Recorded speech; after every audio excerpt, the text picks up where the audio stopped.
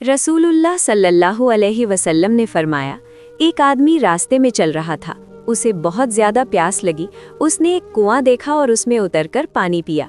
जब बाहर आया तो देखा कि एक कुत्ता प्यास की शिद्दत से हाँफ रहा है और कीचड़ चाट रहा है। उस आदमी ने कहा, इस कुत्ते को भी वैसी ही प्यास लगी है जैसी मुझे लगी थी। चुनाचे वो फिर कुएं में उतरा, अपने मोजे में पानी भरकर मुंह से पकड़कर ऊपर आया और कुत्ते को पानी पिलाया। अल्लाह ताला ने उसके इस अमल की वजह से उसे माफ़ फरमा दिया। बुखारी, मुस्लिम। वाक़या या पृष्ठभूमि।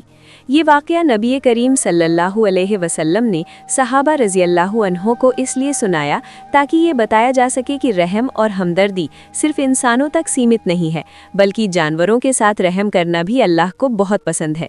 उस आदमी ने कोई बड़ी इबादत नहीं की, बल्कि एक बेज़ुबान जानवर पर रहम किया और यही अमल उसकी मग़फ़िरत का ज़रिया बन गया। सबक: रहमदिल होना ईमान की पहचान है। जो अल्लाह की मखलूक पर रहम करता है, अल्लाह उस पर रहम फरमाता है।